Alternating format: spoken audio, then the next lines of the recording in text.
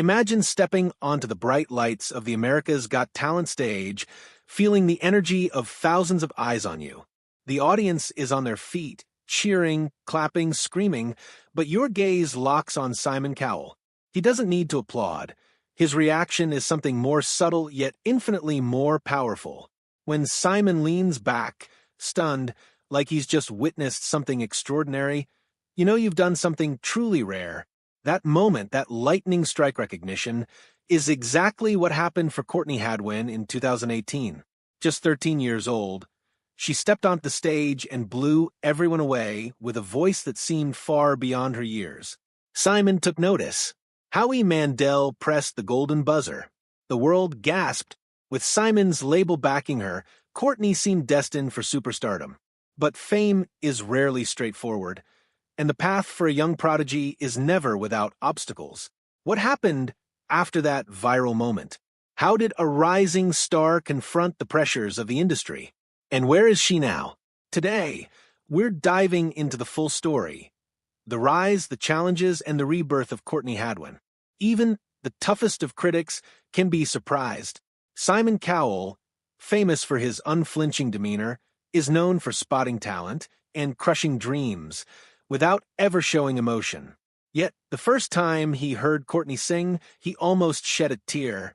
But before that moment, there was a long journey that shaped her extraordinary talent. Born on July 6, 2004 in Heselden, a small former mining village in northeast England, Courtney grew up surrounded by the love of her parents, Paul and Anne-Marie, and her younger siblings, Paul and Melissa. Music wasn't just a pastime, it was woven into the fabric of her everyday life. From singing around the house to dabbling in musical theater, Courtney explored her voice from a young age. Her inspiration took a sharper form when she watched Connie Talbot on Britain's Got Talent. That was the spark that ignited her dream of pursuing music seriously. By age 9 or 10, Courtney was singing properly, and by 11, she was performing at school open mic sessions, covering songs like Say Something by A Great Big World and Christina Aguilera.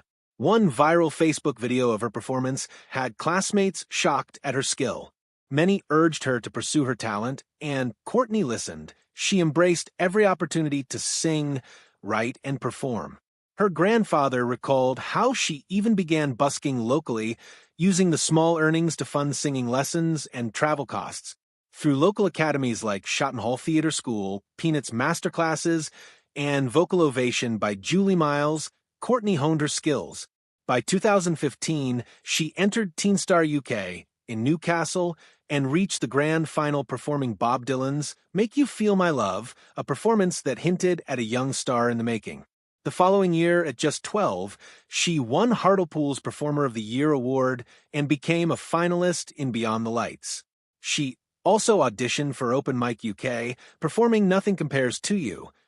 That summer, she opened for Sister Sledge at the South Tyneside Festival in front of over 18,000 people, a milestone that proved her presence on stage was magnetic.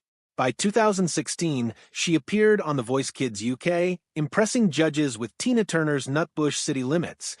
She advanced to the semifinals, delivering a powerhouse rendition of James Brown's I Got You, I Feel Good, ultimately finishing as a finalist. These early experiences not only polished her performances, but also built a foundation of resilience, determination, and a work ethic rarely seen in someone so young. Throughout all this, Courtney's family played an essential role. Her mother recognized her raw potential, while her father worked multiple jobs to ensure she could attend auditions and competitions across the UK. When the opportunity arose to compete on AGT, the family even moved to Los Angeles to support her, an unwavering anchor in a world full of uncertainty. By early 2018, Courtney had made a name for herself in the UK and was invited to audition for season 13 of America's Got Talent. She arrived at the stage as a shy, reserved 13-year-old, seemingly overwhelmed by the grandeur around her. But the first notes of Otis Redding's Hard to Handle changed everything. Suddenly, the shy schoolgirl transformed into a powerhouse performer, her voice raspy, gritty, and astonishingly mature. The audience was electrified. Simon Cowell, The unflappable judge was speechless. Howie Mandel, the first to react, pressed the golden buzzer, sending her straight through to the live shows.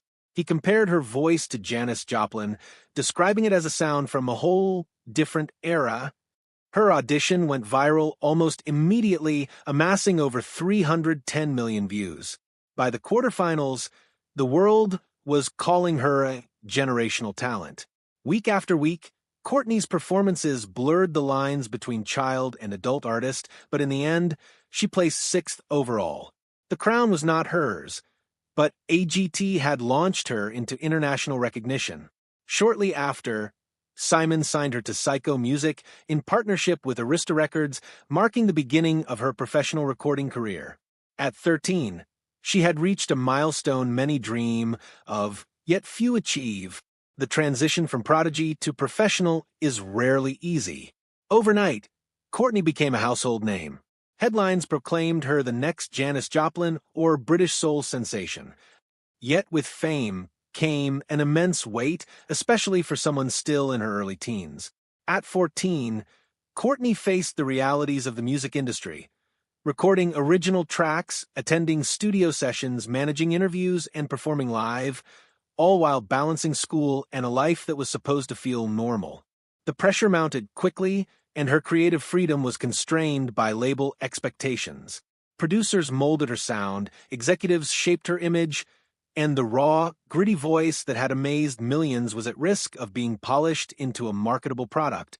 Courtney later revealed that she often felt torn between who she wanted to be and who the industry wanted her to be.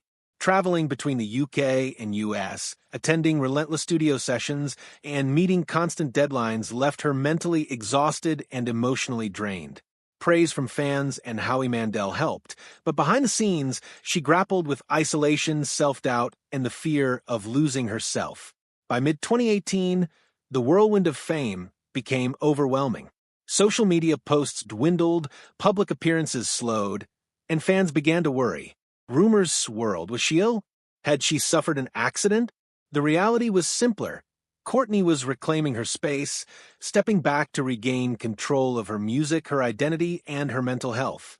Industry pressure, creative disagreements, and the weight of expectation had pushed her to retreat. But even in silence, she was preparing her next chapter. Hints of future music showed raw emotion, vulnerability, and defiance, signaling that her story was far from over.